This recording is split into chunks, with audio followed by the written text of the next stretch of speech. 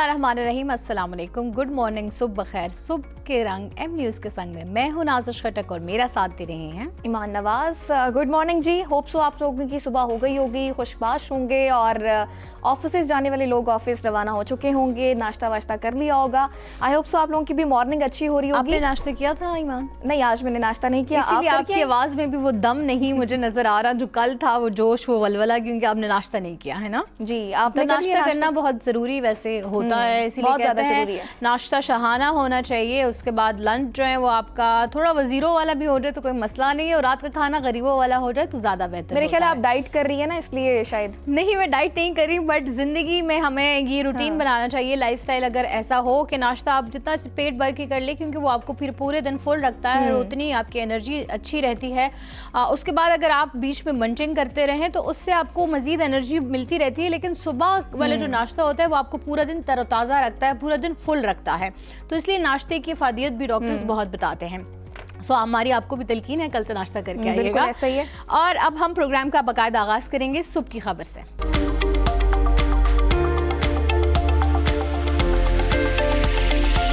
तो सुबह की खबर में हमारे पास सबसे पहले खबर क्या है?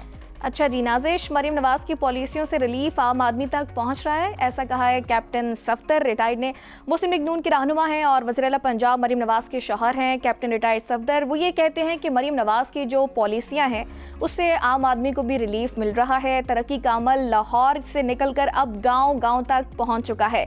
शेखुपुरा में वो गुफ्तगू कर रहे थे और इस दौरान उन्होंने ये बात की कि दहशतगर्दी के नासूर को ख़त्म किए बगैर हकीकी तब्दीली का ख्वाब शर्मिंदा ताबीर नहीं हो सकता। और उन्होंने कहा कि मरीम नवाज़ सूबे पे बड़ी तवज्जो दे रहे हैं। साफ़ सुथरा पंजाब उन्होंने शुरू की एक मुहिम जो कामयाबी से जारी है।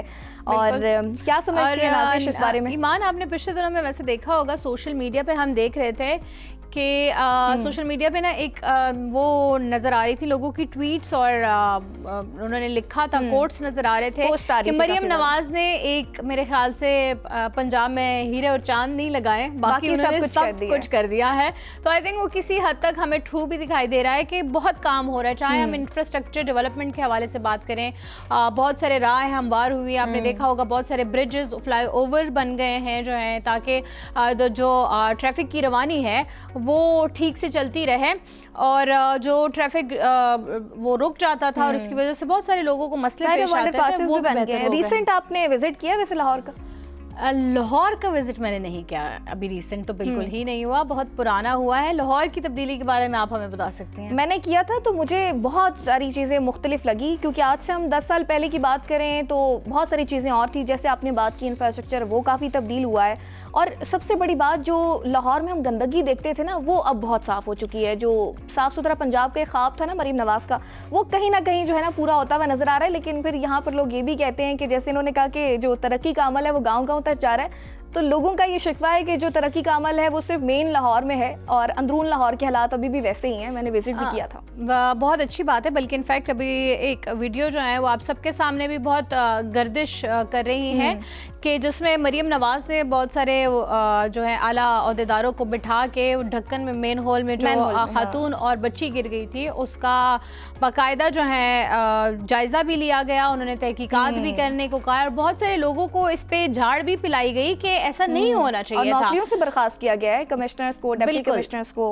और ऐसा पहले हमें ऐसा कोई देखने में नहीं आया था कि ऐसा हुआ हो कि कोई गफलत की वजह से इतनी झाड़ पिलाई गई हो। सो ये भी एक बहुत काबिल सताइश बात है।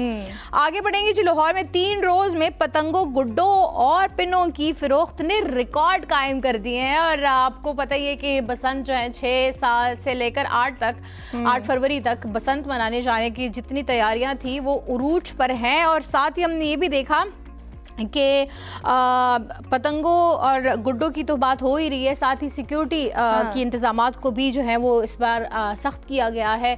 साथ ही उन्होंने ये भी कहा है कि ऐसी डोरें जो जिसमें केमिकल्स का इस्तेमाल हो वो नहीं होंगी, दस्तयाब ही नहीं होंगी।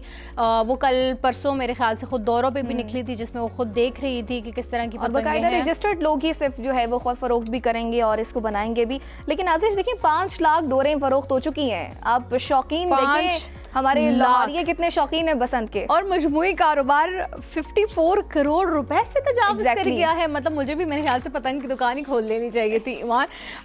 مطلب 1-2 ہفتے کی میں چھٹی لے لیتی, بسنت کی بسنت منا لیتی, روایت کی روایت ہو جاتی, میری بھی پرانی یادیں بھی تازہ ہو جاتی, اور میرے خیال سے ایک آمدنی بھی بہت اچھی ہو جاتی. لیکن خیر وہ اب ہو تو نہیں سکتا. آگے بڑھیں گے اور آپ کو بتائیں گے جو بلوچستان میں 3 روز سے جاری دہشت گردی کے خلاف آپریشن میں 197 دہشت گرد جو ہیں وہ جہنم واصل کر دیے گئے ہیں. بلوچستان میں 3 روز سے جاری دہشت گردی کے خلاف آپریشن میں اب تک 197 دہشت گرد ہلاک کر دیے گئے ہیں. آپریشن کے دوران پاک فوج, FCC اور پولیس کے 22 نوجوان نے جام شہادت نوش کیا, جبکہ دہشت گردوں نے 36 شہریوں کو شہید کیا. بلوچستان میں ہم دیکھ رہے ہیں کہ 3-4 روز سے ہی یہ آپریشن جاری ہے. اس سے پہلے بھی ہمیں ایسے دہشت گردی کے واقعات بلوچستان میں زیادہ نظر آتے ہیں. بلوچستان کو ہمیشہ جو ہے وہ ٹارگٹ کیا جاتا ہے, بارڈر کی وجہ سے کیا جاتا ہے, یا پھر وہاں پر جو بلوچستان میں BLP ہے ان کی طرف سے ہمیں روز کچھ نہ کچھ ایسے حادثات نظر آتے ہیں. لیکن پاکستان کی جو فورسز ہیں وہ اپنا جو کردار ہے وہ بہت خوش اسلوبی سے انجام دیتی ہوئی ہمیں ہمیشہ نظر آتی ہیں. جنہوں نے شہادت نوش فرمایا ان کے لیے بالکل ہماری بھی ڈھیر ساری دعائیں ہیں. اور یہ دیکھیں نا کہ ہم بلوچستان کی بات کرتے ہیں تو بلوچستان کو دیکھیں لا حاصل جنگ میں دھکیلا جا رہا ہے. اور BLA کی آپ نے بات کی, اور اب تو یہ پوری دنیا بھی جان چکی ہے کہ BLA کو کس کی سپورٹ ہے اور کس طرح سے ہم پراکسی وار کا نشانہ بن رہے ہیں. پاکستان کس طرح سے انڈیا ان کو پہلے پشاور KPK میں ہمیں یہی نظر آیا. بلوچستان سے آنے والے جو, چونکہ بلوچستان کا بارڈر جو ہے وہ تیرا کے ساتھ جڑا ہوا ہے, اس کی وجہ سے ہمیں پشاور میں دہشت گردی جھیلنی پڑی. کتنے سال لگے دہشت گردی کا خاتمہ کرنے میں, وہاں سے ہزاروں جانیں گوائی.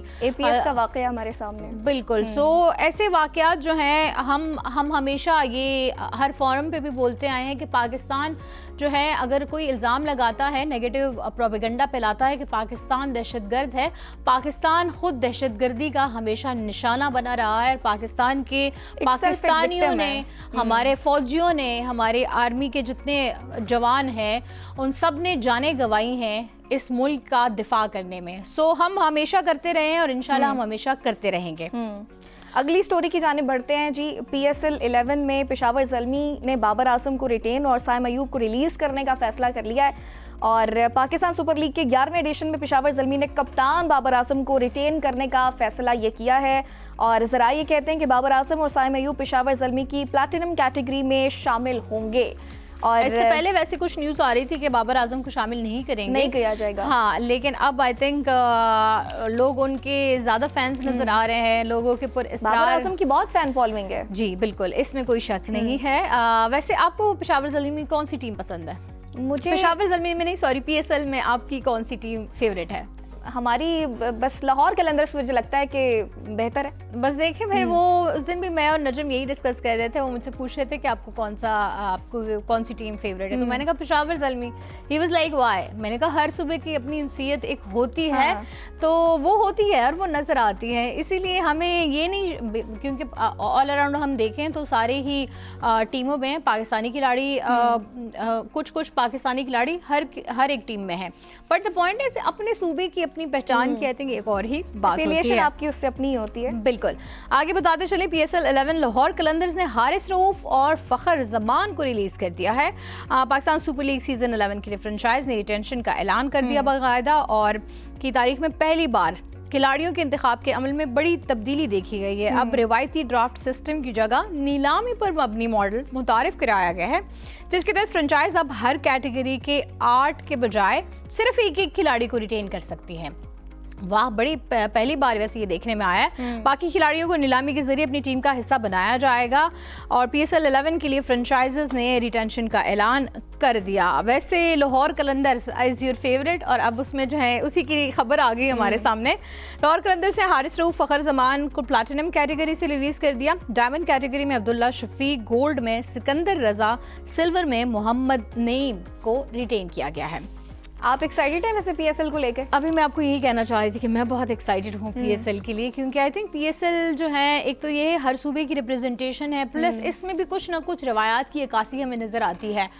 جتنا جوش و خروش ہمیں عوام کا ملتا ہے کرکٹ گراؤنڈ میں، بالکل وہ آئی تھنک ویسے بھی کرکٹ کو اگر ہم دیکھیں نا ایمان، تو عالمی سطح پہ بھی جب بھی ہم دیکھتے ہیں پاکستان اور انڈیا کا میچ لے لے، چاہے جو بھی میچز ہم انٹرنیشنلی بھی کھیلتے ہیں، سو کرکٹ میں وہ جوش اور ولولہ عوام کے دیکھنے کا ابھی تک وہی قائم ہے جو ہم ہمیشہ سے دیکھتے آئے تھے. کیونکہ میری والدہ محترمہ ابھی بھی کہتی ہیں کہ ہم کرکٹ تو ہمارے زمانے میں ہوتی تھی، جب معین خان کھیلتا تھا، جب عمران خان کھیلتا تھا، جب وسیم اکرم کھیلتا تھا، جب یہ کھیلتا تھا. تو میں ان کو کہتی ہوں آپ کو ابھی تک یاد ہے؟ ان کو وہ والی بات بھی یاد ہے کہ ایک بار ایک لاسٹ بال پہ چھکا لگا تھا، ایک پہ چوکا لگا تھا. یا سو اس لائک فین فالوئنگ جو پرانے زمانے میں تھی وہ ابھی تک قائم ہے. یہ ایک بہت اچھی بات ہے.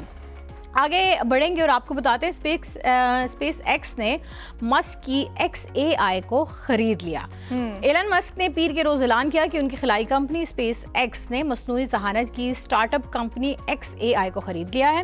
اس بڑے معاہدے کا مقصد ایلن مسک کے مصنوعی ذہانت اور خلا سے متعلق منصوبوں کو ایک ہی پلیٹ فارم پر یکجا کرنا ہے. اس انضمام کے بعد اسپیس ایکس کو XAI کے تیار کردہ چیٹ باٹ گروک اور جدید AI ٹیکنالوجی تک براہ راست رسائی ہوگی.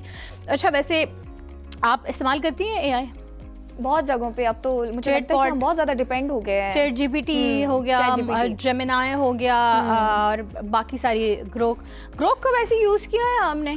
نہیں، میں نے ابھی تک نہیں یوز کیا. اس پہ بہت زیادہ تنقید بھی دیکھنے میں آ رہی ہے کہ اس کا غلط استعمال بھی ہو رہا ہے. ہم روز ہی تقریباً جیمینائی کا بھی کہا جا رہا تھا نا نازش کہ وہ سیف ہی نہیں ہے، جو لوگ اپنی پکچرز بنا رہے تھے اس کے. اچھا میں نے ویسے ابھی تک نا اس میں ایک بھی اپنی پکچر کو اپلوڈ نہیں کی. ویسے پتہ ہے میں چیٹ GPT بھی نہیں استعمال کر رہی. I don't know why. مجھے لوگ کہتے ہیں بھی ہیں کہ میں تھوڑی اولڈ اسکول ہوں. شاید میں ہوں بھی اولڈ اسکول، کیونکہ مجھے جو ہے خود لکھنے کا تھوڑا شوق ہوتا ہے کہ میں ریسرچ کر کے اپنا مٹیریل جو ہے وہ خود کلیکٹ کروں. اور مجھے یہ بھی نہیں پسند کہ میں چیٹ GPT کو بولوں کہ مجھے جی ریسیپی بتا دیں کہ جی یخنی پلاؤ کیسے بناتے ہیں.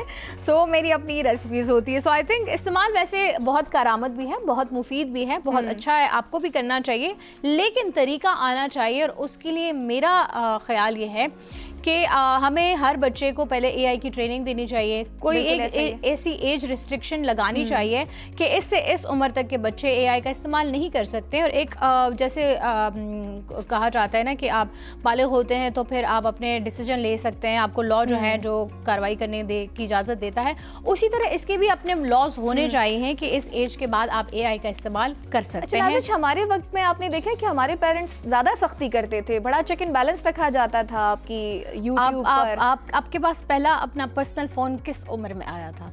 عمر کس حصے میں آپ کو پرسنل فون؟ 16 میں یا 17 میں. اس سے پہلے فون یوز کرنے کی اجازت ہی نہیں تھی. یہی بات ہے کہ ہمیں پہلے فون یوز کرنے کی اجازت نہیں ہوتی تھی. ہمیں اس طرح کھلے عام جو ہے فیس بک پہ کوئی بھی پوسٹ ڈال دو یہ اجازت نہیں ہوتی تھی. ایک مخصوص وقت رکھا جاتا تھا، 1 گھنٹہ 2 گھنٹے آپ نے انٹرنیٹ استعمال کرنا ہے، اس میں آپ نے جو کرنا ہے وہ کر لیں، اس کے بعد آپ جو ہے نہیں دیکھ سکتے. اب تو ہم دیکھ رہے ہیں کہ جی بچے کو سلانے کے لیے بھی فون یوز ہو رہا ہے، اور بچہ جو ہے وہ فون کے بغیر کھانا بھی نہیں کھا رہا، کارٹونز لگا کے نہیں کھاتا ہے اب ویسے. یا سو میرے خیال سے یہ عادات اگر ہم بچوں کو بیسکلی اسٹارٹ میں تو ہم یہی کرتے ہیں کہ ہم خود بزی اتنے ہوتے ہیں لائف میں کہ ہم بچوں کو چپ کرانے کے لیے فون پکڑا دیتے ہیں، لیکن وہ فون جو ہے وہ ان کی عادت بن جاتا ہے اور اس کے بعد وہ فون کی جان نہیں چھوڑتے. وہ کہتے نہیں میں کمبل کو چھوڑ رہا ہوں لیکن کمبل مجھے نہیں چھوڑ رہا. تو ایسے آپ نے بالکل نہیں کرنا.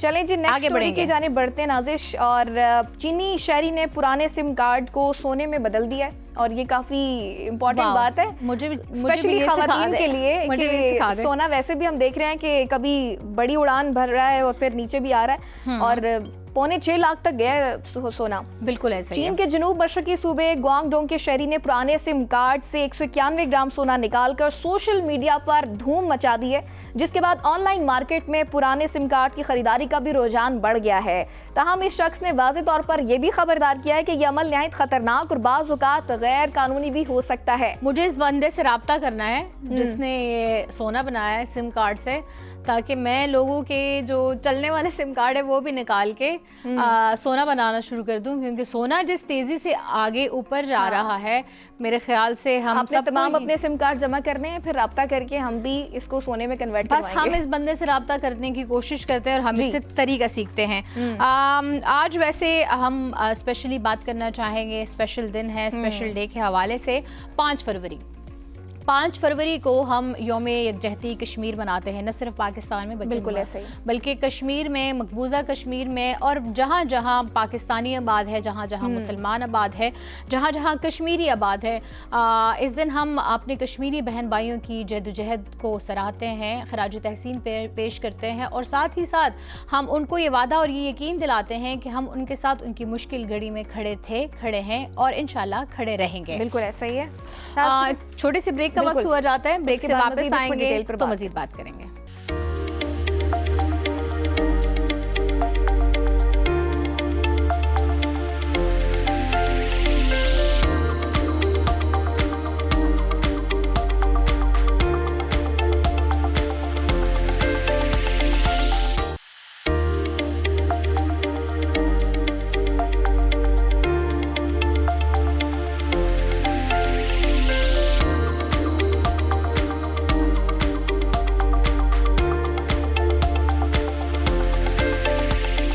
वेलकम बैक नाजरीन, जैसे कि हमने आपको बताया आज 5 फरवरी है।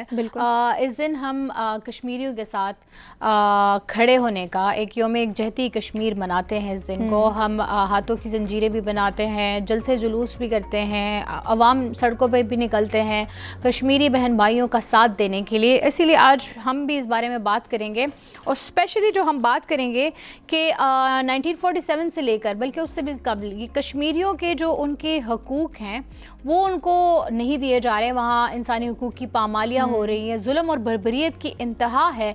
अक़वाम मुत्तहिदा समेत हमारी आलमी बिरादरी जितनी है वो खामोश है, सिर्फ करारदादें मंजूर होती हैं, यूनाइटेड नेशंस की तरफ से आ जाती हैं, लेकिन उस पर इम्प्लीमेंटेशन नहीं होती।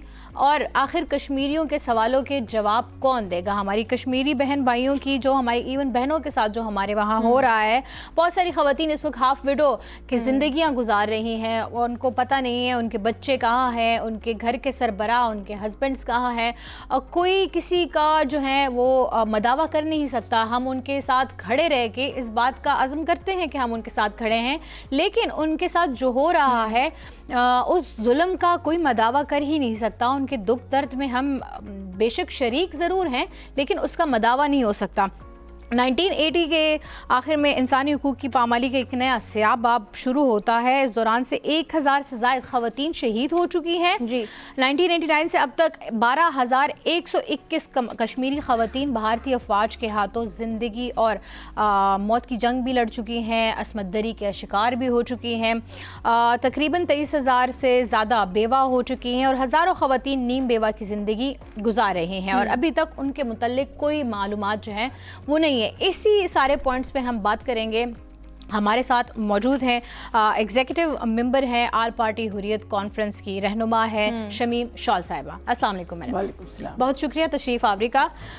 मैडम, कश्मीर की जो जुल्म और बर्बरियत की, मकबूजा जम्मू कश्मीर की जो जुल्म और बर्बरियत की दास्तान है वो किसी से ढकी छुपी भी नहीं है। हम ना भी बताएं तो हर ज़ीरो ये बात जानती है। आप हमें बताइए, अब तक वहाँ पर ख़वातीन की जो रिप्रेजेंटेशन है, जो ख़वातीन की इस तहरीक में अपना आगे बढ़ चढ़ के वो अपना किरदार अदा करती हैं, उसको कैसे दबाने की कोशिश की जाती है? पहले बहुत शुक्रिया आप लोग ने बुलाया है। आज के दिन के हवाले से बहुत अहम दिन है। सॉलिडेरिटी भी शो करते हैं, अज़्म का इजहार भी करते हैं कि पाकिस्तानी कौम, पाकिस्तानी अवाम, पाकिस्तान के तमाम हुक्मरान, पाकिस्तान के इंस्टीट्यूशंस हमारे साथ सीसा पिलाई हुई दीवार बनकर खड़े। सॉलिडेरिटी का मतलब ही है कि यम यकजहती मनाना, ताकि कश्मीरियों को यह अंदाज़ा तो हो जाए कि इंडियन रिप्रेशन के बाद अगर वो किसी चीज़ की तवक्को रखते हैं वो तो पाकिस्तान से, कि वो हमारा केस जो है पॉलिटिकल लेवल पर मॉरली सपोर्ट करते हैं, डिप्लोमेटिक सपोर्ट करते हैं, और इस सपोर्ट के साथ साथ हम अक़वाम मुत्तहिदा को भी याद दिलाते हैं कि आज के दिन अगर ये मसला जो है हल नहीं हुआ है तो इस मसले के पेचीदा होने से बरसगीर के अमन को भी खतरा है, क्योंकि 2 न्यूक्लियर पावर्स और साथ तीसरी न्यूक्लियर पावर भी चाइना भी साथ है, तो खतरा है कुछ खुदा न खास्ता कोई हादसा न हो जाए। बाकी रही आपकी बात कि ख़वातीन की जो आपने आदाद शुमार बता दिए हैं, भारत ने 90s अर्ली 90s 99 से शुरू किया ये कि उन्होंने जब देखा है कि कश्मीरी अवाम पुरअमन तरीके से सड़कों पर अपने हक के लिए जद्दोजहद करने निकले हैं, डिमॉन्स्ट्रेट कर रहे हैं, जल से जुलूस कर रहे हैं, तो उन्होंने सॉफ्ट जो टारगेट था वो वहाँ की ख़वातीन थी, क्योंकि हर जंग में सॉफ्ट टारगेट ख़वातीन बच्चे होते, तो उन्होंने उसको वेपन ऑफ वार के तौर पर इस्तेमाल किया।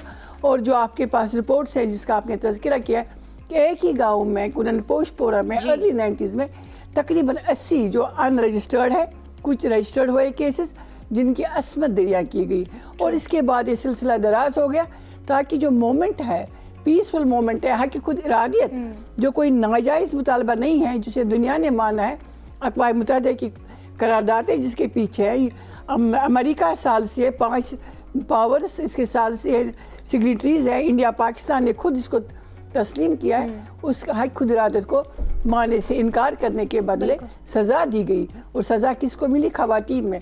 आपने खुद बता दिया कि इतनी ख़वातीन बेवा है, और एक टर्मिनोलॉजी जो दुनिया के जिसको आप कहते हैं लिटरेचर में नया एक लफ्ज़ इस्तेमाल किया जा रहा है, हाफ विडोज़।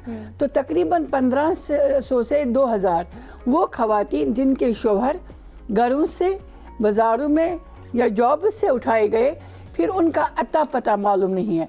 आर्मी कहती है उठाए गए हैं, लेकिन FIR दर्ज नहीं करते हैं। आर्मी कहती है हमारे पास नहीं, पुलिस के पास है। पुलिस कहती है न्यू दिल्ली लेके गई। तो वो ख़वातीन अपने प्यारों को ढूंढने के लिए पूरे हिंदुस्तान को छान चुकी है। किसी का बेटा है, किसी का भाई है, कोई नहीं मिला है आज तक। तो ये सबसे तकलीफ दह बात है, और इसको आज के दिन हम यकजहती के तौर पर भी मनाते हैं, याद दहानी भी कराते हैं अक़वाम मुत्तहिदा को, उन इदारों को जिनको चाहे कि इस मसले का हल कोई निकाले, और वो हल कश्मीरियों को कबूल होना चाहिए। कश्मीरियों को जो कबूल है वो उनकी खुद इरादियत ही है, लेकिन हमने देखा कि करारदादें मंजूर हो रही हैं, काफ़ी अरसे से ही हो रही हैं। 18 करारदादें अब तक मंजूर हो चुकी हैं, लेकिन उसके बावजूद 5 अगस्त 2019 को आर्टिकल 335A और 370 का ख़ात्मा करके एक बार फिर से ये दुनिया के सामने आया कि जी मकबूजा जम्मू कश्मीर के बारे में चाहे अक़वाम मुत्तहिदा का कोई कारकर्दगी है, उसको बिल्कुल ज़ीरो कर दिया गया, और भारत की तरफ से जो उनकी एक है, क्या इसको हम कहेंगे कि उनकी जुल्म और जबर की जो इंतहा है, और दूसरे को ऐसे तरीके से जो है मज़ीद पसमानदा करने की जो उनकी कोशिशें हैं वो मज़ीद उभर कर सामने आती हैं। तो अभी भी इस पे लोग खामोश क्यों हैं? देखिए, मैं आपको एक बात बताऊं कि आपने 2019 का एब्रोगेशन जब किया है, कॉन्स्टिट्यूशनल एब्रोगेशन हो गई, उसके पीछे भी क्या है? बरसगीर की तकसीम हुई ही थी मुस्लिम हिंदू मेजॉरिटी स्टेट्स के पर। जो मेजॉरिटी है वो हिंदुओं की वो इंडिया को जाएंगी, जो मेजॉरिटी मुसलमानों के वो पाकिस्तान को जाएंगे, और जो प्रिंसली स्टेट्स थी उनको भी हक दिया गया था कि वो खुद डिसाइड करें। आखिर कश्मीर का ये जो मुस्लिम रियासत होने का जो एक जुर्म था, ये हिंदुस्तान को इसलिए कबूल नहीं हुआ क्योंकि नवज़ायदा रियासत पाकिस्तान को वो कभी भी स्ट्रॉन्ग मजबूत नहीं देखना चाहते थे कि आगे के वक्तों में जो आज आप देख रही हैं 25 मई 2025 में जो बहुत बड़ा पहलगाम का एपिसोड हुआ है, और मार के हक के बाद जो दुनिया ने तस्लीम कर दिया है कि पाकिस्तान इस रीजन का बहुत बड़ा अहम मुल्क है, तो इसी से हिंदुस्तान डर रहा है। इसीलिए जिस हक की खुद इरादत की उसको तस्लीम किया इंडिया ने, उसी से वो इसलिए इंतज़ार कर रहा है कि अगर कल को मुसलमानों को यह हक में देना पड़ा कश्मीरियों को, वो पाकिस्तान के हक में फ़ैसला करेंगे। इसीलिए एब्रोगेशन की गई ताकि नॉन कश्मीरियों को हिंदुस्तान में बसाया जाए, जिसमें आज तक मालूम हुआ है कि 10 लाख से ज़्यादा डोमिसाइल्स उन्होंने नॉन कश्मीरी आबाद हो, और उनकी पाकिस्तानों की जो अक्सरियत है उसको अक़लियत में बदला जाए। मुझे आपने इससे पहले जवाब में जिक्र किया हाफ विडोड का। एक तो ये है कि हाफ विडो का कॉन्सेप्ट आया कब से, कितने साल इसको हो गए हैं, और इसके मुताबिक जो ख़वातीन अपने घर के सरबराह को, अपने हस्बैंड को ढूंढती फिर रही है, आखिर उसका जवाब कौन देगा? अक़वाम मुत्तहिदा या फिर हमारे जितने ह्यूमन्स डॉग वॉच हैं, जितने हमारे ह्यूमन राइट्स के एक्टिविस्ट हैं, वुमेन के एक्टिविस्ट हैं, वो इस बात पे क्यों खामोश है अब तक? उनको उनके हुकूक क्यों नहीं दिलवा रहे? देखिए, पहले तो ये होता था कि जब अरेस्ट करते थे 90s में, अगर मैं जाऊँ तो आपका सारा मेरे ख्याल में शो चलेगा इस पर, किसी वक्त इंशाल्लाह इसमें तफसील के साथ बात करेंगे। मैं नटशल में ये कहूँगी कि पहले हमारे मतलब मेरी जो नॉलेज है, जब मैं वहाँ पर थी तो खुर्शीद आदिल एक नौजवान था, اس کو اٹھایا گیا اور اس کے بعد اس کو چاپ کیا گیا انٹروگیشن سینٹر میں. پھر سنا ہے اس کی جو لاش ہے جو وہاں پر اس وقت بند تھے, انہوں نے دیکھا کہ انہوں نے ایک بوری کو اٹھا لیا اور وہ بوری انہوں نے دریائے جہلم میں پھینک دی ہے. بلکہ بہت عرصے تک کشمیری مچھلیاں بھی نہیں کھاتے تھے کیونکہ وہاں کے پانی میں انسانی اعضاء ملتے تھے. تو یہ پہلے ایسا ہوتا تھا ان کو ڈھونڈنے کے لیے. لیکن ایک وقت ایسا آیا 2000 سے پہلے کی بات ہے, کشمیری ہیومن رائٹس ایکٹیوسٹ جو خود ہی ڈھونڈ رہے تھے اپنے لوگوں کو, تو اس میں پتہ چلا ہے کہ اس میں سے تقریباً 1200 خواتین ایسی ہیں جو ابھی رپورٹ ہوئی ہے. اس وقت تو 100 200 300 یہ کہیں مل ہی نہیں رہے. جب ڈاکیومنٹیشن شروع ہو گئی تو پتہ چلا ہے کہ اس وقت 500 ایسی خواتین ہیں جن کے ہسبینڈ مسنگ ہے. اب ایک ہسبینڈ مسنگ ہونے سے ایک بندہ تو چلا جاتا ہے, پیچھے فیملی ہے, ایک خاتون ہے, اس کا پہلا بچہ ہے, ساس سسر بھی ہے, چھوٹے بہن بھائی بھی ہے, اپنا آپ ہے, اپنا بچہ ہے. شی از ان employed, who will take care of her. گویا جو بریڈ اونر تھا گھر کا اس کو انہیں اٹھا لیا. پوری فیملی کو پنشمنٹ ہے یہ. اب ایک پنشمنٹ یہ ہے کہ ان کا کوئی بریڈ اونر نہیں ہے, ایک پنشمنٹ یہ ہے کہ ان کی سیفٹی نہیں ہے, بچے کی ایجوکیشن متاثر ہو رہی. سب سے بڑی تکلیف یہ بات ہے, اس کو ڈھونڈنے کے لیے آپ کو ہزاروں میل دور انڈین جیلز میں بھیجا جاتا ہے. انڈین آپ جائے آندھرا پردیش میں, آپ جائے تہاڑ جیل میں, آپ دہلی جائے, آپ راجستھان جائے, ان کو ڈھونڈے اور وہ وہاں نہیں ملتے. تو آہستہ آہستہ ان کو ٹائٹل مل گیا انٹرنیشنلی کہ ہاف وڈوز ہے, نہ وہ زندہ ہے نہ وہ مردہ ہے, ان کے ویئر اباؤٹس کہیں پر نہیں. اچھا شمیم صاحبہ, ہندوتوا ڈاکٹرین پہ جو بات ہم کرتے ہیں, واٹ ایگزیکٹلی از دس, کہ یہ ہے کیا اور اس پر کشمیریوں پر افیکٹ کیا آ رہا ہے اس کا؟ دیکھو, ہندو ڈاکٹرین کوئی نیا نہیں ہے, یہ بہت پرانا ہے. 1929 میں جب RSS کا وجود آیا ہے 1947 میں, آپ دیکھ رہے ہیں جب پارٹیشن ہو گیا, یہ بہت بڑی ایک طاقت تھی اور اسی طاقت کے ذریعے ہندوستان نے جو کشمیر پر قبضہ کر دیا, بلوائی جن کو کہتے ہیں, جن کو بنگلہ دیش میں بھی آپ نے بلوائیوں کے نام سے دیکھا کہ جب مشرقی پاکستان کو علیحدہ کیا گیا, تو اس وقت سے کانسیپٹ تھا کہ RSS کا کانسیپٹ تھا کہ ہندو ریاست ہے اور ہندو ریاست میں ہندی چلے گی, ہندو چلے گا ایز مذہب, کسی نان ہندو کو یہاں رہنے کی آل دو, وہ وہاں کے باشندے تھے. تو اس کانسیپٹ کو لے کے انہوں نے گاندھی کو بھی پھانسی پر گولی مار دی ہے اور وہ اسی RSS کا ممبر بھی تھا. اور ان کا یہی پلان تھا کہ جب بھی ہم کبھی اس اقتدار میں آئیں گے تو ہم اپنی ہندو ریاست کا کانسیپٹ اس کو کلیئر کیا تھا انہوں نے. اگر آپ پہلا ایجنڈا دیکھیں گے ان کا سیاسی ایجنڈا, تو الیکشن مینیفیسٹو میں بھی انہوں نے کہا تھا کہ ایک ہندو ریاست ہوگی, اور جس میپ میں آپ سری لنکا تک جاتا ہے, نیپال بھی, بھوٹان بھی اس میں آتا ہے. تو یہ ان کا ایک کانسیپٹ تھا. آہستہ آہستہ جب پہلے انہوں نے اقتدار سنبھالا, دوسرے دور میں انہوں نے اس کو امپلیمنٹ کیا. پہلے اس کو لوگوں تک پھیلایا, اور آپ کو پتہ ہے ایجوکیشن کی کمی ہے وہاں پر, غربت بہت ہے, اور اس نعرے کے پیچھے, ہندوتا کے نعرے کے پیچھے لوگ نکلے ہیں. ریلیجس منافرت جو ہے, مذہبی منافرت پھیلانا, یہ ہندوستان کے ان کا لوگوں کا کام ہی ہے, خصوصاً مودی سرکار کا, BJP کا. تو اس ہندوتا کا یہ تھا کہ مسلمان چونکہ ریاست ہے. میں اپنے ڈاکیومنٹس پڑھ رہی تھی 1981 میں, جب نہرو کا وہ سمجھے بتیجا ہی تھا, وہ گئے ہیں گورنر کشمیر کے. انہوں نے کہا اس وقت کہ کشمیر میں مسلم اکثریت ہے, جموں میں مسلم اکثریت نہیں ہے, تو اقلیت میں بدلنے کے لیے ہمیں یہاں پر بھارت سے ہندو بلانے پڑیں گے. تو اس سے یہ ہو جائے گا کہ جو پاپولیشن کا جو گراف ہے وہ اوپر آ جائے گا اور مسلم نیچے آ جائیں گے. تو اب یہ کانسیپٹ ہے کہ وہاں 3 آلریڈی بہت بڑے مندر ہندوستان کے جو بہترین, جن کو یہ پوجتے ہیں, وشنو دیوی ہے, امرناتھ ہے, وہ کشمیر میں ہے. پھر بھی انہوں نے 35,000 مندر اور بنا دیے, اور انہوں نے الگ سینک سوسائٹیز بنانی شروع کر دی جہاں صرف ہندو رہیں گے, ہندو پوجا کریں گے. اس کا یہ اب آج کا رزلٹ یہ نکل رہا ہے کہ تمام جتنے بھی تہوار ہیں, ہندو نکلتے ہیں اپنے جھنڈے لے کے, بھارتیہ جنتا پارٹی کے, وہ پگڑیاں وہ باندھتے ہیں, ٹیکا بہت لگاتے, وہ ڈیمانسٹریٹ کرتے. اور جو مسلمان نکلتے ہیں, جیسے محرم کا جلوس ہے, ان کو اجازت نہیں ہے, جمعے کی نماز پڑھنے کی اجازت نہیں ہے. میجارٹی مسلمانوں کو سپریس کیا جائے, ان کے دین میں उन पर कदगन लगाई जाए। शमीम साहिबा, हम 5 फरवरी के हवाले से बात करते हैं, चूँकि आपका ताल्लुक भी सीनियर रहनुमा है आप कुल जमाती हुर्रियत कॉन्फ्रेंस की। इसमें एक नाम जिसका जिक्र करना बड़ा ज़रूरी है, यासीन मलिक, जो आज़ादी की जद्दोजहद के लिए कई सालों से पाबंद सलासिल हैं और अब तक उसका हल नहीं निकल सका। उस पर मैं आपका कॉमेंट जानना चाहूँ। देखिए, यासीन मलिक हमारे रहनुमा है, कश्मीर के हीरो है, कश्मीरी क़यादत है। वो हमारे सीनियर रहनुमाओं में चेयरमैन मसरत आलम साहब है, हमारी ख़वातीन रहनुमाओं में आशा इंद्राबी साहिबा है, 34 ख़वातीन तिहाड़ जेल में हैं, शबीर शाह साहब हैं। इसी वक्त बहुत सारे 3500 हमारे नौजवान जेलों में बंद है।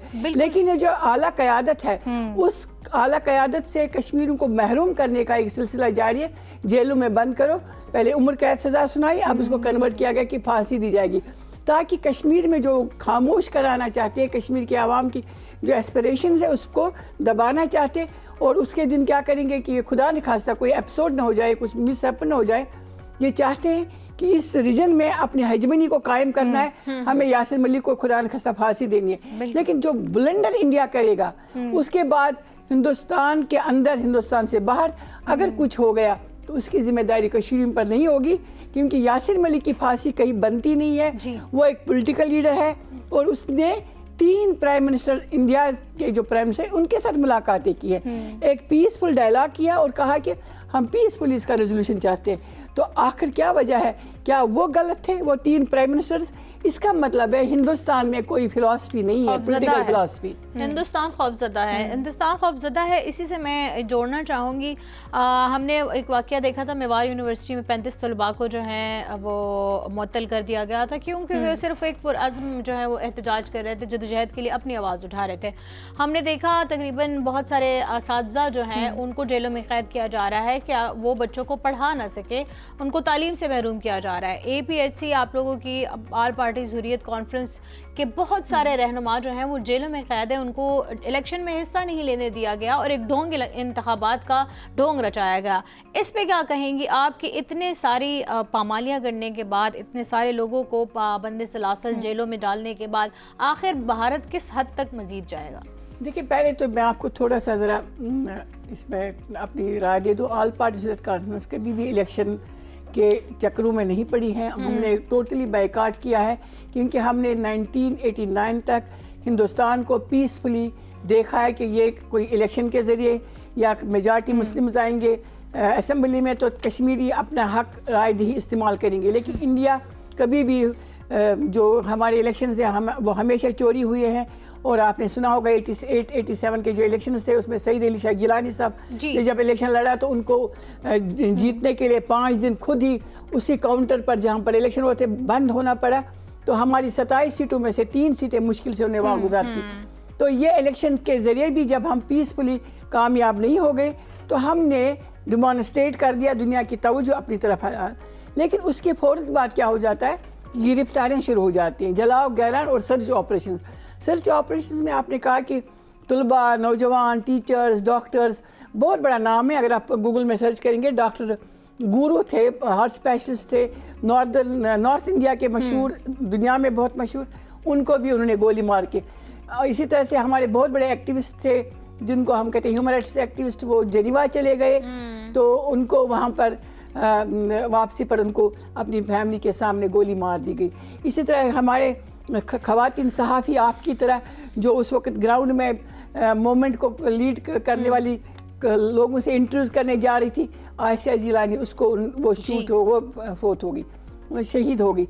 इसी तरह हज़ारों, डॉक्टर मनान से लेके डॉक्टर जुनैद, बहुत सारी। लेकिन मोमेंट में जितना ब्लड कश्मीरियों ने दिया है, जितनी कुर्बानियाँ कश्मीरियों ने दी है, जेलों में बंद है, घरों में कैद है, और उसके बाद में इंटरनेशनली उनको कोई खबर लेने वाला नहीं, कोई मीडिया हाउस नहीं उनकी खबर देता है, ब्लैक आउट है। इसके बावजूद रजिस्ट करें, इसका मतलब है जस्ट काज है और अपने हक के लिए आवाज़ उठा रहे हैं, तो दुनिया को तवज्जो देनी पड़ेगी, आज नहीं तो कल। बिल्कुल आपने दुरुस्त कहा। और ये जदोजहद जब से है कायम, ये किसी भी सूरत जो है वो दम नहीं तोड़ सकती, बल्कि इनफैक्ट जितना इनको दबाया जाएगा उतनी ही इनकी आवाज़ मज़ीद मजबूत होती जाएगी और इनकी आवाज़ जो है वो आलमी बिरादरी को सुननी ही पड़ेगी। छोटे से ब्रेक लेना चाहेंगे, ब्रेक से वापस आएंगे, कहीं मत जाइएगा।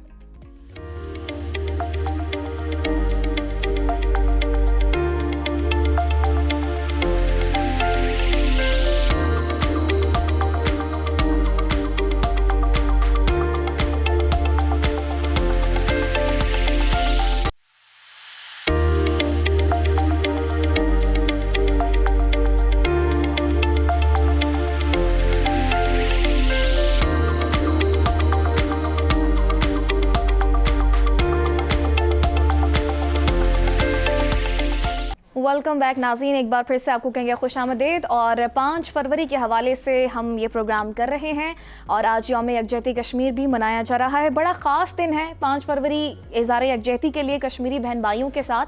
और ये वो दिन है, पाकिस्तान पूरी दुनिया को बावर करवाता है कि वी स्टैंड विद कश्मीर, और हम कश्मीर के साथ हैं और हम उनकी जदोजहद आज़ादी में उनकी जो तहरीक है उसमें शाना बशाना उनके साथ खड़े रहेंगे और उनको तनहा नहीं छोड़ेंगे। और कायद आज़म ने भी नाज़िश कहा था ना कि कश्मीर पाकिस्तान की जो शहरक है, और जब इस शहरक को काटने की बात की जाती है या ज़ख्म पहुंचाने की बात की जाती है तो हमें उतनी ही तकलीफ होती है जितनी एक जिस्म से किसी की शहरक को काट दिया जाए तो उतनी होती है। और आज का दिन मनाने का मकसद नाज़रीन यही है कि हम एक ट्रिब्यूट भी दें उन लोगों को जो 75 साल से ज़ायद साल हो चुके हैं, अपनी जदोजहद आज़ादी के लिए लाखों जानों का कुर्बानी दे चुके हैं और जिस तरह अपनी आवाज़ दबने नहीं दे रहे हैं। उनकी जदोजहद और उनकी तहरीक जो है वो मज़ीद रोज़ जो है वो मज़ीद ज़ोर पकड़ती है, बजाय उनके कि हौसले पस्त होते जाएं, क्योंकि भारत की तरफ से रोज़ ही उन पर जितनी जुल्म और बर्बरियत की इंतहा है उनके हौसले पस्त करने के लिए है, लेकिन उनके हौसले मज़ीद बुलंद होते दिखाई देते हैं। बिल्कुल इसी टॉपिक पर ही हम बात कर रहे हैं, सॉलिडेरिटी कश्मीर। लेकिन मेरा हमेशा से वैसे ईमान एक सवाल रहा है कि क्या एक रोज़ मनाने से कि हम उनके साथ खड़े हैं ये काफ़ी है उन दुखों का, उन गमों का, उन जुल्मों का मदावा करने के लिए जो हमारे कश्मीरी बहन भाइयों के साथ हो रहे हैं? बिल्कुल भी ऐसा नहीं है, हमें हर वक्त ही उनके साथ रहना चाहिए। और इसी और पाकिस्तान ने वैसे हमेशा हर प्लेटफॉर्म पे उनके लिए आवाज़ उठाई भी है, लेकिन अगेन वही है ना कि आपकी सिर्फ करारदादें जो हैं वो ज़रूरी नहीं है, अब अमली इक़दाम करने की ज़रूरत है। इसी सब पर बात करेंगे। ज़ुबैर हुसैन साहब ने मैं ज्वाइन किया है, तज्ज़ियाकार हैं कश्मीर अफेयर्स पर। बहुत शुक्रिया ज़ुबैर साहब आपके ज्वाइन करने का। आज 5 फरवरी के हवाले से ये दिन मनाया जा रहा है, यौम यकजहती कश्मीर के हवाले से। सबसे पहले तो इस दिन के हवाले से आप क्या कहना चाहेंगे? देखें, ये दिन ना ही कोई अलामती दिन है, ना ही कोई ऐसा दिन है कि जो हम रिवायती तौर पे मनाते हैं। ये दरअसल एक ऐसी काविश है कि जो दुनिया भर में मुकीम कश्मीरी डायस्पोरा या पाकिस्तानी डायस्पोरा हो, वो सब के सब अपने अपने प्लेटफॉर्म से अपने अपने मुल्कों के अंदर अपने अपने पार्लियामान में अपना एहतजाज रिकॉर्ड करवाते हैं और दुनिया को ये बावर करवाते हैं कि अगर बात की जाए कि दुनिया में कहाँ कहाँ मजालिम हो रहे हैं तो कश्मीर सफ़े अव्वल में है। अगर बात करें आप दुनिया के अंदर सिफारती लेवल पे जो आवाज़ें यूक्रेन के लिए उठाई जाती हैं या फ़लस्तीन के लिए उठाई जाती हैं, तो कश्मीर भी एक ऐसा खित्ता है कि जिसके हवाले से हमें बात करना, इसकी आवाज़ उठाना हमारे लिए ज़रूरी है। और ये दिन जो है 5 फरवरी ना सिर्फ कश्मीर के आवाम के साथ हमारी यकजहती बल्कि उनकी आवाज़ को मजबूत अंदाज में ऐवानों तक पहुँचाने का दिन है। ज़ुबैर साहब आपने बात की, सही बात की आपने, लेकिन हमें ये भी देखने में आया है कि मकबूजा जम्मू कश्मीर में भी वही सब हो रहा है जो फ़लस्तीन में हो रहा है। क्या हम ये कह सकते हैं कि फ़लस्तीनियों के साथ जो सलूक इजराइल की तरफ से रवा रखा जा रहा है वही जो है भारत अपना रही है और वही सलूक कर रही है कश्मीरियों के साथ? बिल्कुल इसी तरीके से देखें कि अगर आप फ़लस्तीनियों की बात करें तो फ़लस्तीनियों की नस्ल कुशी की गई, वहाँ की तारीखी इमारतों, वहाँ की मसाजिद को मसमार किया गया, वहाँ पर पे दर पे ऐसे वार किए गए कि वहाँ की जो मुसलमानों की अहम निशानियां हैं उनको ख़त्म करने के लिए उन्होंने भरपूर का जो है वो अपना एक आनी हाथ है वो अवाम के ऊपर इस्तेमाल किया। इसी तरीके से इस खित्ते की बात की जाए जिसमें हम मौजूद हैं तो हमारे पास मिनी इसराइल जो है वो भारत मिनी इसराइल का किरदार अदा कर रहा है और कश्मीरियों को फ़लस्तीनियों की तरह जो है ना सिर्फ उनकी आज़ादी के हवाले से बल्कि उनकी हक़ खुद इरादियत जो है उसको भी दबाने की कोशिश कर रहा है। आपने पिछले जो मराहिल देखे हैं उनमें से सबसे ख़तरनाक मराहिल और आज का जो दिन है या आज की जो कश्मीर की पोजीशन है वो दुनिया में सबसे मुख्तलिफ है। 5 अगस्त 2019 को जो एक डोमिसाइल के हवाले से एक बीज बोया गया था, जी आप देखें कि आज वो डोमिसाइल का जो काला कानून है उसको उन्होंने अमली जामा पहना दिया है और कश्मीरियों को अपने ही मुल्क में, अपने ही खित्ते में जो है वो अक़लियत का किरदार बना के पेश कर दिया गया है। तो ये ना सिर्फ जो है हम जी زبیر صاحب آپ نے بات کی ہے اور اس حوالے سے دیکھیں UN کی قراردادیں بھی ہوئی ہیں اور اس میں واضح طور پر یہ کہا گیا ہے تسلیم شدہ ایک مسئلہ اس کو قرار دیا گیا ہے کشمیر کے حوالے سے. آپ سمجھتے ہیں کہ UN اپنا کردار ادا کر رہا ہے ادارہ واقعی ان کی یا صرف قراردادیں ہی پاس ہوں گی عملی طور پر یا صرف UN جو ہے وہ نام کا ہی رہ گیا ہے؟ بہت ساری جگہ سے یہ بھی آوازیں اٹھ رہی ہیں کہ اب یونائٹڈ نیشن صرف نام کا ہی رہ گیا ہے. بالکل اسی طریقے سے کہ UN کونسل کے اندر ہمیشہ سے جو ہے وہ قراردادیں جمع کرائی گئی ہیں اور آواز اٹھائی گئی، لیکن UN کونسل صرف خط و کتابت اور تحریری چیزوں تک ہی محدود رہ گئی ہے.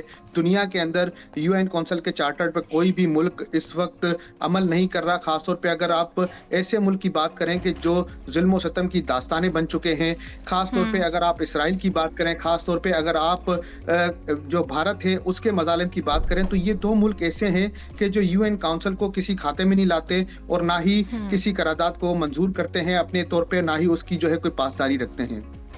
لیکن دیکھیں قانون کی پاسداری نہ رکھنا ایک اور بات ہے. ہم دیکھ رہے ہیں کہ دیکھیں جب ہم بات کرتے ہیں کہ ہیومن رائٹس ایکٹیوسٹ کیا کرتے ہیں، ہم یہ بھی دیکھتے ہیں کہ وہاں پر جب الیکشنز ہوتے ہیں تو انٹرنیشنل میڈیا کو رپورٹ کرنے کی بھی اجازت نہیں ملتی ہے.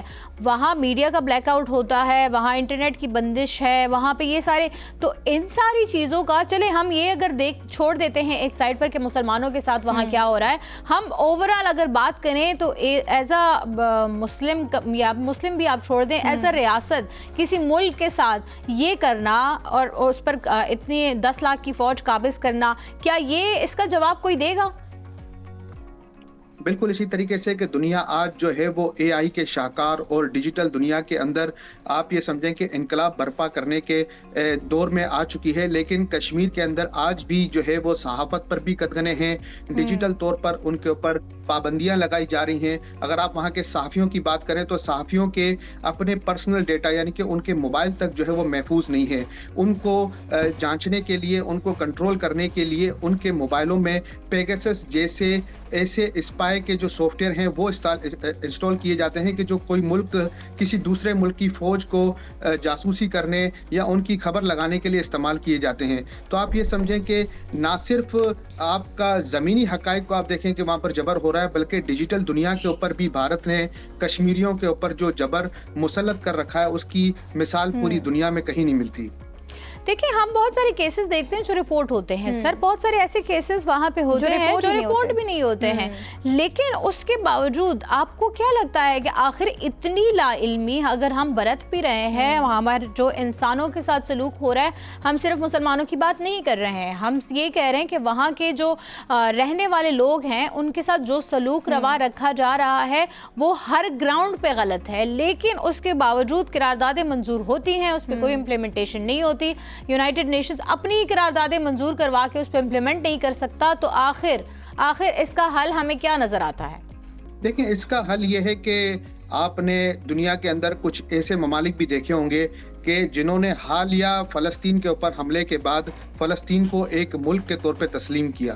تو اگر بھرپور احتجاج کیا جائے تحریری طور پر دنیا کے اندر جتنے بڑے بڑے ایوان ہیں، یورپین پارلیمنٹ ہے، یا اپنے ملک میں جو یورپین رہتے ہیں یا کسی بھی خطے کے اندر لوگ جو کشمیر کے حوالے سے نرم گوشہ رکھتے ہیں، اگر وہ تحریری طور پر جب اپنے احتجاج ریکارڈ کراتے ہیں، اور خاص طور پہ اگر بات کی جائے کہ اوورسیز پاکستانی یا اوورسیز کشمیری اگر اپنا ووٹ جو ہے اس کا صحیح استعمال کر کے سیاسی پارٹیوں کو اس پلیٹ فارم پہ لا کے کھڑا کریں کہ کشمیر کے حوالے سے کم ایسی قرارداد پاس کی جائے کہ اس کو ایک آزاد خطہ، آزاد ریاست تسلیم کیا جائے، تبھی جا کے جو انسانیت سوز وہاں پر مسائل ہیں ان کے اوپر قابو پایا جا سکتا ہے. ابھی حالیہ آپ نے دیکھا ہوگا کہ بھارت کی ڈیل یورپی یونین کے ساتھ فائنل ہونے کی باتیں ہو رہی ہیں.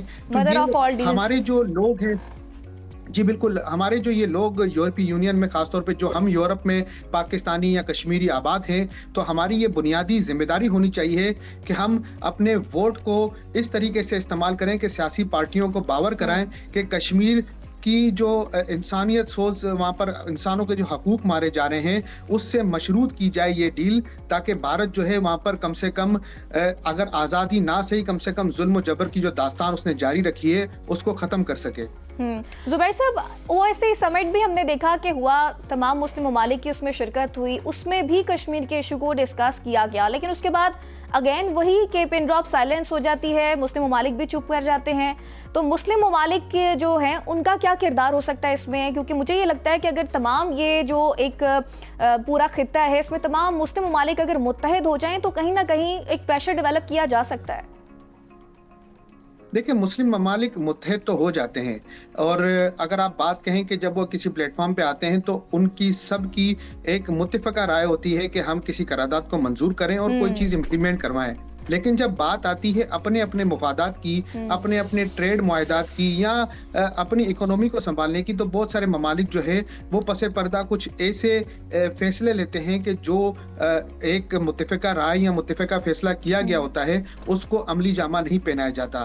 ابھی اگر آپ بات کریں پچھلے سال جو بھارت اور پاکستان کی جنگ ہوئی, اس میں شاید ہم اس نہج پر آ چکے تھے کہ ہم جو ہے وہ کشمیر کو آزاد کرواتے, لیکن دنیا نے جو مصلحت کی پالیسی اختیار کی اس کے باعث جنگ کا خاتمہ ہوا اور یہ بات آگے نہیں بڑھ پائی. تو دنیا کے اندر اس وقت نہ صرف جو ہے وہ ایک اتحاد بلکہ ایک جنگی طاقتوں کا ایک ایسا آپ سمجھیں کہ ایک اتحاد بنا ہوا ہے کہ اس کو اگر کہیں پر شروع بھی کیا جاتا ہے تو مصلحت کی لاٹھی لے کے اس کو ختم کر دیا جاتا ہے. اگر پاک بھارت کی بات کریں تو پاک بھارت کا جو یہ جنگی معاملہ ہے یا کشمیر کے حوالے سے معاملہ ہے, اس میں نہ صرف مسلم ممالک بلکہ دنیا کی اتنی بڑی بڑی طاقتیں اس میں شامل ہیں کہ وہ اس مدعے کو ختم ہونے نہیں دیتے. وہ کسی نہ کسی طریقے سے اس چنگاری کو جلائے رکھتے ہیں تاکہ خطے کو کنٹرول کیا جائے. زبیر صاحب یہ بتائیے, آپ نے خطے میں امن کی بات کی, یہی میں پوچھنا چاہوں گی. ہم دیکھ رہے ہیں کہ پولیٹیسائز کیا جاتا ہے ہر چیز کو, مزید جو ہے وہ ہنگامی صورتحال ہر جگہ پیدا کی جاتی ہے. فلسطین کا مسئلہ ہم لے لیں, فلسطین میں جو ہو رہا ہے, اسرائیل جو کر رہا ہے, کیا ہم یہ کہہ سکتے ہیں کہ اپنی سپریمیسی شو کرنے کے لیے جو اسرائیل کر رہا ہے اور جو بھارت کر رہا ہے اس کی وجہ سے باقی ممالک بھی جو ہیں وہ چپ کر جاتے ہیں کہ کہیں یہ جنگ ہم اپنے گھر نہ لے آئیں؟ بالکل اسی طریقے سے کہ کوئی بھی ملک جو ہے وہ اپنی اوپر کوئی جنگ مسلط نہیں کرنا چاہتا ہے, معاشی طور پہ خود کو ختم کرنا نہیں چاہتا. آپ اسرائیل کی بھی بات کریں تو اس کے ارد گرد بھی بے تحاشا مسلم ممالک ہیں, اور اگر آپ انڈیا کی بات کی جائے تو انڈیا کے اس خطے میں بھی ارد گرد نہ صرف مڈل ایسٹ کی طرف کی رینج پڑتی ہے بلکہ جو ایشیا کے اندر کچھ مسلم ممالک ہیں ان کا بھی جو ہے وہ اتنا پاور ہے کہ اس چیز کو کنٹرول کر سکتے ہیں. لیکن بات وہی ہے کہ کوئی لیکن یہ خطے میں امن کے لیے کتنا بڑا خطرہ ہے, کتنا بڑا اندیشہ ہے اگر یہ اسی طرح ہی صورتحال بڑھتی رہی؟ پہلے کشمیر تھا, اب فلسطین ہے, یوکرین ہے, بلوچستان, وہ افغانستان میں ہم دیکھتے رہے ہیں. سو یہ ہم خطرے میں امن کے بجائے ہم خطرہ ہی جو ہے وہ بڑھتا ہوا دیکھ رہے ہیں خطے میں. دیکھیں, یہ انٹرنیشنلی جو ہماری بڑی طاقتیں ہیں ان کا بین الاقوامی طور پر ایک ہمیشہ سے اس طریقے کا فارمولا رہتا ہے کہ ہر جگہ چھوٹی سی چنگاری جلتی رہے تاکہ کسی بھی جگہ امن کو جو ہے وہ مکمل طور پہ نافذ نہ کیا جائے اور ان خطوں کے اندر اپنی جو سپریمیسی ہے اس کو قائم رکھا جائے. تو اگر آپ کشمیر کی بات کریں تو کشمیر کا خاص طور پہ مدعا یہی ہے کہ اس خطے کو کنٹرول کرنے کے لیے یہاں پر بعض اوقات بھارت کو جو ہے وہ خطے کی پولیس کا کردار دیا جاتا ہے, بعض اوقات پاکستان کو جو ہے وہ سپورٹ کر کے یہ ثابت کیا جاتا ہے کہ ہم جو ہے وہ بیلنس کر کے ساری چیزوں کو چلا رہے ہیں. تو کشمیر اگر جو پاکستان کے پاس ہے تو پاکستان اس کو جو ہے وہ اپنے حدود میں لے کے اس کے مستقبل کی بات کرے, اور جو انڈیا کے آکوپائڈ ہے تو انڈیا اس کے حوالے سے بات کرے. لیکن ایسا نہیں ہے, یہاں پر کشمیریوں کی جو اپنی حق کی آواز ہے اس کو ہمیں جو ہے وہ سر فہرست رکھنا چاہیے. کشمیری کیا چاہتے ہیں ہمیں اس کی عزت کرنی چاہیے, ان کی رائے کا احترام کرنا چاہیے, اور خطے میں امن چاہے ہو یا نہ ہو لیکن انسانیت کا جو برا سلوک ہے یا انسانیت سوچ جو واقعات ہیں اس کو روکا جا سکے. ہیومن رائٹس کو بھی دیکھنا چاہیے. زبیر صاحب, جیسے نازش نے بات کی تھی کہ امن کیسے قائم ہوگا, آپ سمجھتے ہیں کہ پھر بھارت کے ساتھ جو مذاکرات ہیں وہ دوبارہ سے ریوائیو ہونے چاہیے, ان سے بات چیت کرنی چاہیے, کیونکہ ایٹ دی اینڈ پھر مسائل کا حل تو ٹیبل پر نکلتا ہے.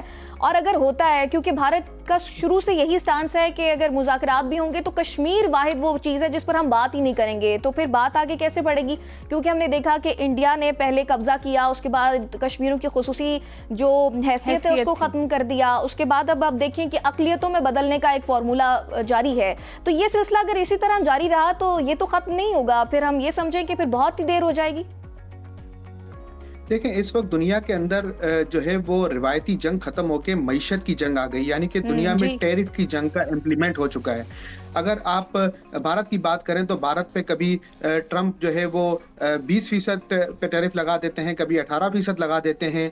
तो ये जो फार्मूले हैं वो बेसिकली दुनिया को कंट्रोल करने के फार्मूले हैं। अगर दुनिया में अमन चाहिए तो ऐसे ममालिक जो जबर का मुजाहरा करते हैं, उन ममालिक के लिए जो बड़े बड़े इत्तेहाद हैं, जैसे यूरोपीय यूनियन अगर अपनी ट्रेड डील करना चाहती है, या जो अमेरिका की तरफ से कोई इस तरीके का टैरिफ लगना चाहता है, लगाया जा सकता है कि आप खित्ते के अंदर जो है मुकम्मल अमन को बर्पा करें, तो ये सिर्फ और सिर्फ मईशत को कंट्रोल करना, किसी मुल्क को जो है वो टैरिफ की सजा देना, ये एक ऐसा फार्मूला है कि खित्तों के अंदर अमन को लाया जा सकता है और कश्मीर के मसले को किसी हद तक कंट्रोल किया जा सकता है। बिल्कुल ऐसा ही यार, हमने देखा भी जब से कश्मीर से उसकी खुसूसी हैसियत को छीना गया, उसके बाद से तकरीबन 5 अरब डॉलर का नुकसान हुआ है कश्मीरियों को अपनी तिजारत में। और इनफैक्ट वहाँ की ताजिर बिरादरी भी ये कहती हैं कि उनको अब ऑर्डर्स नहीं मिलते हैं और बहुत सारे और भी मसाइल उनको दरपेश है जिन पर जो है बात ही नहीं की जाती है, और वो बात भी करते हैं तो उस पर जू तक नहीं दिखती। बहरहाल बहुत शुक्रिया, आपसे बात करके हमें थोड़ा ये अंदाज़ा हो गया कि खित्ते में अमन जो है वो हमें कहीं बहुत दूर दिखाई दे रहा है। मज़ीद खित्ते में जो है हमें ख़तरा ही नज़र आ रहा है जहाँ तक नज़र जाती है। छोटा सा वक्फा लेंगे, वक्फे से वापस आएंगे, कंटिन्यू करेंगे इसी टॉपिक पर। Stay with us.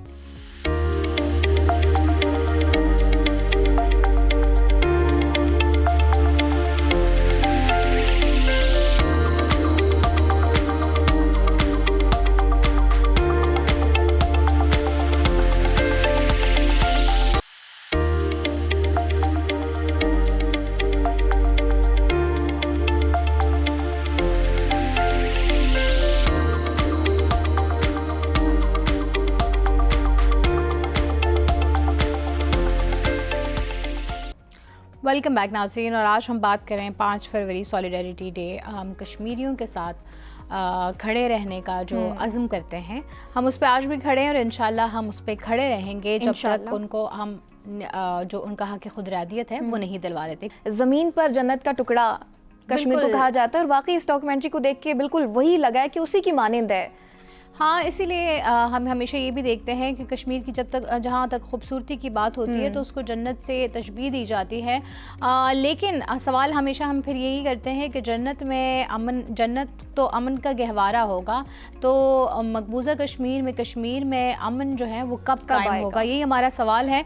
इसी पर बात करने के लिए ही कि कश्मीर में आखिर ये जदोजहद जो है ये कब तक जारी रहेगी, कब तक वहाँ के लोग कश्मीरी अपना खून देते रहेंगे और उनकी आवाज़ सुनने वाला कोई नहीं होगा। इसी पर बात करने के लिए हमारे साथ मौजूद हैं फरजाना याकूब साहिबा, साबिक पीपल्स पार्टी की आज़ाद कश्मीर असम्बली की मेंबर रह चुकी हैं। अस्सलाम वालेकुम, वेलकम करते हैं आपको प्रोग्राम में। शुक्रिया। सबसे पहला हमारा सवाल यही है, हम 75 साल से कई दिहाइयाँ हो गई हैं मकबूजा जम्मू कश्मीर में मुसलमान अपना खून दे रहे हैं, खून बहा रहे हैं, बहुत सारी हमारी बहनों की इस्मत दरी हो चुकी हैं, लेकिन जहाँ पे भी हम आवाज़ उठाएं हमें तसल्ली तो दे दी जाती है लेकिन उस पर इम्प्लीमेंटेशन कोई नहीं देखने में आती। देखिए, पाकिस्तान जो है वो यूनाइटेड नेशंस के चार्टर का सिग्नेटरी है, इसी तरह से हिंदुस्तान भी है, और 100 से ज़्यादा ममालिक हैं अब जो कि मेंबर हैं यूनाइटेड नेशंस के। उसमें ये तो हुआ है कि 1947 में जब आज़ाद कश्मीर जो ये ख़ित्ता है, इसमें वर्ल्ड वॉर 2 से जो लोग आए हुए थे इस खित्ते के, अब कब तक ही रख सकते हैं। मैं यहाँ ये सवाल लेना चाहूँगी, जैसे आपने कहा कि अक़लियत व अक्सरियत, ठीक है, तो इससे पहले मकबूजा जम्मू कश्मीर में मुसलमानों की अक्सरियत थी, लेकिन अब जो है वो आर्टिकल्स के एब्रीगेशन के बाद वहाँ पे गैर कश्मीरियों को वहाँ की डोमिसाइल्स दिए जा रहे हैं, उनकी शहरियत दी जा रही है, जायदाद में हिस्सा दिया जा रहा है, सरकारी जॉब्स दी जा रही है। तो अगर हमें ये देखने में मिलता है कि वहाँ जो है हिंदू अक्सरियत में आने लगते हैं, तो जो हक़ खुदरादियत की हम बात करते हैं कि मुसलमानों की जिधर मेजॉरिटी ज़्यादा होगी उनको वहाँ का इल्हाक़ दे दिया जाएगा, वो वाला मामला कितना मुतासिर होगा इससे? मुस्लिम मेजॉरिटी जो एक पूरा प्लान था कि जी Hindu majority will be India and Muslim majority will be Pakistan, वो 1947 का प्लान था, आज कर रही हैं, ठीक है जी, वो कुछ कर लें। ہمارے پاس یونائٹڈ نیشنز کی ریزولوشنز ہیں. 1947 میں جو تھا the state of Jammu and Kashmir, وہ تھا کون سا علاقہ جو ہندوستان کے پاس ہے, گلگت بلتستان ہے اور آزاد جموں کشمیر. اس میں وہ لوگوں کو بسا لیں. وہ دیکھیں بیوقوف اگر آپ کسی کو بنانا چاہتے ہیں تو آپ کو لگتا ہے کہ آپ اس کو بیوقوف بنا رہے ہیں, ضروری نہیں ہے کہ جس کو آپ بیوقوف بنا رہے ہیں وہ بیوقوف بن رہا ہے. تو ہندوستان کر لے اپنی یہ ساری ایکٹیویٹیز, اسے جو لگتا ہے کہ ہم ہندوؤں کی پاپولیشن بڑھا لیں گے اور مسلمانوں کو ہم مار بھی رہے ہیں, ہم ان کو بھگا بھی رہے ہیں, در بدر کر رہے ہیں, تو جب یہ زیادہ ہو جائیں گے تو ہم پلیبیسائڈ کریں گے, تو ہم یہاں پر کیا کر رہے ہیں. بالکل بالکل آپ نے ٹھیک بات کی ہے. ایک ہم دیکھ رہے ہیں سلسلہ چلتا آ رہا ہے ظلم و جبر کا, داستانیں رقم ہو رہی ہیں کشمیر میں, لاکھوں جانوں کا نذرانہ بھی دے چکے ہیں کشمیری, اور عصمت دری جس طرح سے ہو رہی ہے, ہاف وڈو کا کانسیپٹ ہم نے دیکھا. مجھے یہ بتائیے گا کہ آپ کا تعلق بھی کشمیر سے ہے, کشمیریوں کے اندر وہ کیا ایک خاص سوچ ہے, کیا تھیوری ہے کہ ہم دیکھتے ہیں کہ کچھ بھی ہو جائے ان کا حوصلہ پست نہیں ہوتا, وہ دن بہ دن بلند ہوتا جا رہا ہے؟ دیکھیے ایک بہت ہی تکلیف دہ حقیقت یہ ہے کہ ہم ہندوستان کے ساتھ مل کر رہ ہی نہیں سکتے. ٹھیک ہے, چوائس ہوتی نا کہ جیسے جی چوائس ہے تو پھر کہتے کہ ہاں نہیں پاکستان کے ساتھ بھی نہیں, تو یوں بھی نہیں اور ایسے بھی نہیں اور ویسے بھی نہیں. چوائس نہیں ہے. ہندوستان جو ہے وہ کب سے اس کا قبضہ ہے کشمیر پر, وہ اچھا بن کر دکھاتا, وہ دل جیتنے کی کوشش کرتا, اس نے کبھی کوشش ہی نہیں کی ہے. وہ دیکھیں ہندوستان نہیں چاہتا مسلمان, اور پورے آپ انڈیا کا نقشہ دیکھ لیجئے, آج بھی مسلم میجورٹی ایک ہی جگہ پر ہے. 1947 میں مختلف جگہیں تھیں, وہ بھی ہندوستان نے, دیکھیے اگر ہندوستان, نہرو نے کہا کہ نہیں جی ہم ان کو رائٹ آف سیلف ڈٹرمنیشن دیں گے, تو باقی ریاستوں کا کیا حال کیا اس نے؟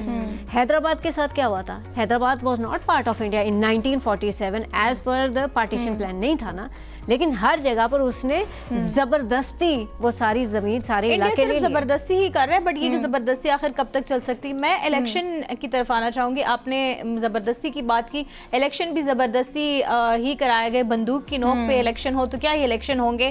وہاں کسی میڈیا اتھارٹی کو جا کے رپورٹ کرنے کی اجازت نہیں تھی, اور وہ کہہ رہے تھے کہ جی ہم بالکل امن اور امان سے الیکشن کرا رہے ہیں, لیکن اگر وہاں پہ میڈیا رپورٹ کر ہی نہیں سکتا تو امن کی صورتحال کون بتائے گا. اس کے نتیجے میں بننے والی جو اسمبلی ہے اس کے بارے میں بتائیے کہ کیا حیثیت رکھتا ہے, کیا معنی ہے اس اسمبلی کی جو ڈھونگ انتخابات کے. لیکن میں آپ کو ایک مثال دیتی ہوں, اس سے آپ کو اسمبلی کا حال پتہ چل جائے گا. پچھلے سال یوم شہدائے کشمیر پر عمر عبداللہ صاحب جو کہ چیف منسٹر ہیں, وہ چاہتے تھے کہ وہ فاتحہ خوانی کے لیے جائیں, تو پہلے دن ان کے اپنے اسٹاف ہی نے انہیں نہیں جانے دیا, اور دوسرے دن انہوں نے دیوار پر سے چھلانگ لگائی اور پھر جا کر فاتحہ کی. یہ حالت ہے اس اسمبلی کی. اچھا فرزانہ صاحبہ, ہم دیکھتے ہیں کہ ہیومن رائٹس کی وائلیشن ہو رہی ہے, جس طرح سے آپ نے بھی ذکر کیا. مسلم ممالک کی ایگزامپل لے لیں, یو این کی ایگزامپل لے لیں, ہم بے بس ہیں. ہم اپنی پرسنل کیپیسٹی میں کشمیریوں کے لیے کیا کر سکتے ہیں؟ دیکھیے اپنی پرسنل کیپیسٹی میں ہر انسان کچھ نہ کچھ کشمیریوں کے لیے کر سکتے ہیں. آپ لوگ میڈیا ریپریزنٹیٹیوز ہیں, ہمیں بہت زیادہ ضرورت ہے کہ پاکستان کا پرائیویٹ میڈیا کشمیر کے بارے میں بات کرے, کشمیر کو ہائی لائٹ کرے. دیکھیے جو بھی اٹراسٹیز ہو رہی ہیں نا, یہ وار کرائمز ہیں, یہ بہت عرصے سے ڈاکیومنٹ ہونا شروع ہو گئے, چاہے وہ کشمیر میڈیا سروس ہے, APHA آل پارٹیز حریت کانفرنس, وہ بھی سارے کمپائل کر رہے ہیں. پھر مختلف آرگنائزیشنز ہیں جیسے legal forum for Kashmir, multiple ایسی آرگنائزیشنز ہیں جو کہ اب ہر مہینے 2 مہینے بعد اپنا رپورٹ جو ہے اپنے سوشل میڈیا پلیٹ فارمز پر شائع کرتے ہیں کہ کتنے لوگوں کو جو ہے اریسٹ کر لیا گیا ہے, کتنے کاسز ہوئے ہیں, کارڈن اینڈ سرچ آپریشنز ہوئے ہیں, کتنے لوگوں کو شہید کر دیا گیا ہے, کیا ہراسمنٹ ہو رہی ہے, کتنے لوگوں کی زمین لے لی گئی ہے. ٹھیک ہے, تو یہ سارا آپ کے پاس اب ہارڈ فیکٹس ہیں. لوگ کہتے ہیں کہ جی فیکٹس اینڈ فگرز پر بات کریں تو وہ سب کچھ ہے, تو پاکستان کا میڈیا جو ہے اس کو ہائی لائٹ کرے. پھر یہ ہے کہ دیکھیں ان سب میں ایک عدد کتاب ہے جس کا نام ہے اسٹرکچرز آف وائلنس. اس انڈین آکوپائڈ میں جو بھی کرائمز ہوتے ہیں اس پر FIR کٹنا جو ہے نا, ایک مطلب یعنی کہ انتہائی مشکل کام ہے, کیونکہ وہ تو ایکسیپٹ ہی نہیں کرتے کہ کچھ, لیکن بہرحال کچھ نہ کچھ FIRs کٹی ہیں, کچھ نہ کچھ کیسز چل رہے ہیں, ان کو کلیکٹ کیا گیا ہے. تو اس میں پرپیٹریٹر کرمنل کا نام ہے, نیم دیم, شیم دیم, دکھائیں ان کی تصویر ہندوستان کی فوج ایک بدماش فوج ہے, ایک غاصبانہ فوج ہے, ظالم فوج ہے, تو اس فوج کی بےزتی تو بنتی ہے. So naming and shaming of war criminals یہ تو ہو سکتا ہے. باقی بعد میں جو کچھ بھی دیکھیں پولیٹیکل اور ڈپلومیٹک سطح پر ہو رہا ہے. پاکستان نے بنیان المرصوص کے بعد یہ بھی بتا دیا آپ اٹیک کریں گے تو آپ کو ستھرا جواب. تو ہر لیول پر دیکھیے کام ہو رہا ہے, اس کو بہتر ہونے کی ضرورت ہے, لیکن ہم سب کو اپنا اپنا کام کرنا چاہیے. تو میں ریئلی آپ کے اس چینل کے توسط سے باقی سب سے بھی کہوں گی کہ جیسے آپ لوگ ہائی لائٹ کر رہے ہیں, دیکھیں یہ ایک دن ہے 5 فروری, لیکن باقی جو 364 ڈیز ہوتے ہیں اس میں بھی پلیز کشمیر کو یاد رکھیں. بالکل ایسا ہی ہے اور انشاءاللہ ہم کریں گے بھی. ہماری بھی دعا یہی ہے. 5 فروری صرف ایک دن نہیں ہے جو ہم مناتے ہیں, ویسے بھی کشمیری بھائی ہمارے دلوں میں ہی رہتے ہیں ہمیشہ, اور ہماری ہمیشہ یہی دعا ہوتی ہے. اس سے پہلے بھی ہم آج میں اور ایمان بھی یہی ڈسکس کر رہے تھے کہ ہم بچپن میں سے ہی یہ سنتے اور بولتے ہوئے آئے ہیں کہ یاران جہاں کہتے ہیں کشمیر ہے جنت, جنت کسی کافر کو ملی ہے نہ ملے گی. تو ہماری دعا بھی ہے, ہماری کوششیں بھی ہیں کہ, اور ہماری امیدیں بھی ہیں کہ انشاءاللہ کشمیری بہن بھائیوں کو ان کا حق خود ارادیت ملے گا. ان کے جو اپنے دلوں کی آواز ہے جس کے لیے وہ ہزاروں جانوں کے نذرانے پیش کر چکے ہیں, جو ان کی عقیدت اور محبت ہے وہ ان کو ملے, جہاں کا ان کا الحاق وہ چاہتے ہیں وہ انہیں ملے, اور یہ جو ظلم اور بربریت کی انتہا ہے یہ اب ختم ہے. بالکل ایسا ہی ہے. اور اسی کے ساتھ میں ایمان نواز آپ سے اجازت چاہوں گی. میں نازش خٹک آپ سے اجازت چاہوں گی. کل ملاقات ہوتی ہے. اللہ نگہبان.